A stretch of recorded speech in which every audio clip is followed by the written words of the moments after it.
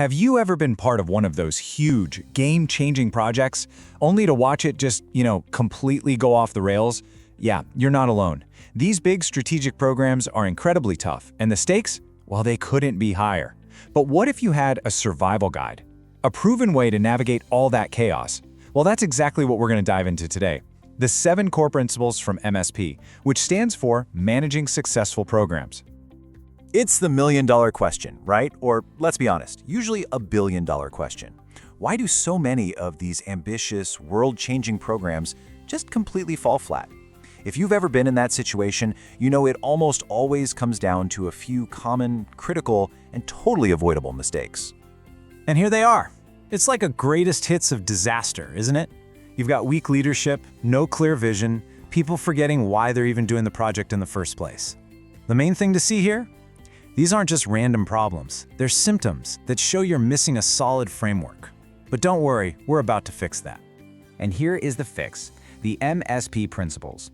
Think of this as the framework designed to fight back against every single one of those failures we just saw. So let's get into what makes these things so powerful. The real magic behind these principles comes down to 3 things. First, they're universal, so they work whether you're launching a new app or totally restructuring a global company. Second, they're self-validating. This isn't just theory from a textbook. This stuff has been proven to work in the real world, in the trenches.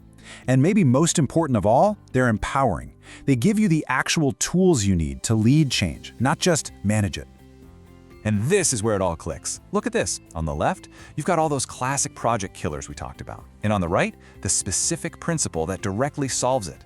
You got weak leadership? Bam! There's a principle for that. Leading change. No clear vision? That's covered by envisioning a better future. See? This isn't some abstract idea. It's a direct, practical playbook for real-world problems. So let's break them down one by one. All right, first up, principle number 1, align with strategy. You got to think of this as your program's North Star. It's all about making sure that no matter what happens, your project is always serving the bigger business goals. So, the key word here is balance. Look, corporate strategy is gonna change, it just is. Your program has to be durable enough to handle those shifts, but it also has to be flexible enough to adapt without shattering into a million pieces. You're building something that can bend when the corporate winds change, not snap. And here is a super important distinction that trips up so many people.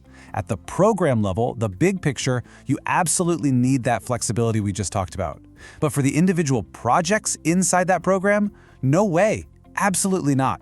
A flexible, constantly changing scope for a project is a guaranteed recipe for disaster. The program adapts, the projects execute with laser-like precision. Okay, next up, we're tackling a trio of principles that are all about the human side of things. Leading change, envisioning the future, and then actually delivering on that vision. Because let's face it, a great strategy means nothing if you don't have the people to make it real. This brings us to principle number 2, leading change. And this is so much more than just being the boss.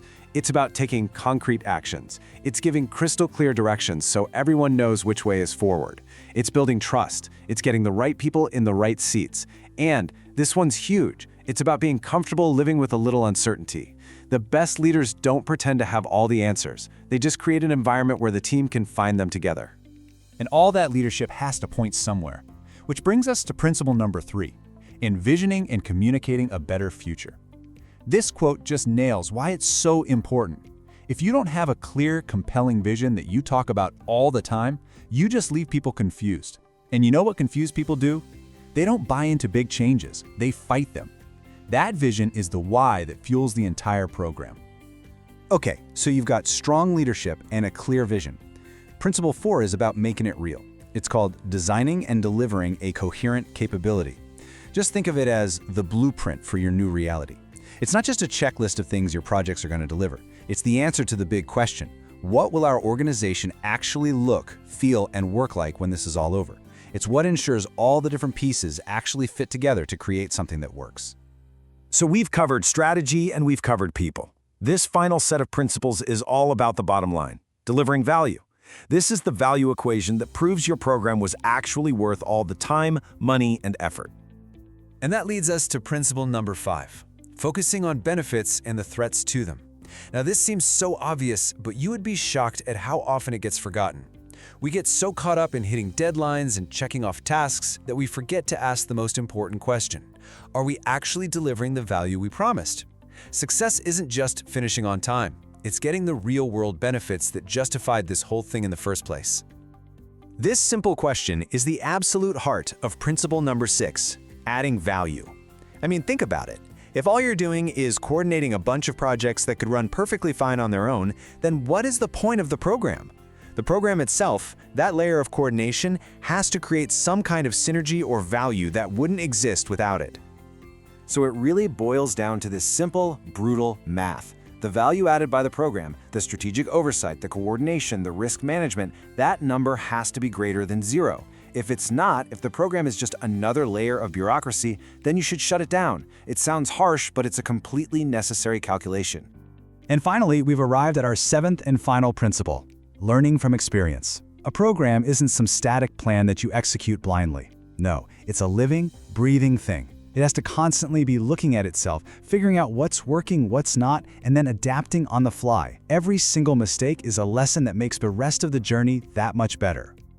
So there you have it. Those are the 7 principles of MSP. But knowing them is one thing. The real test is putting them into practice. So I'm going to leave you with a few challenge questions. Take a second and think about a project you're working on right now. Which one of these principles feels like the hardest one to actually apply?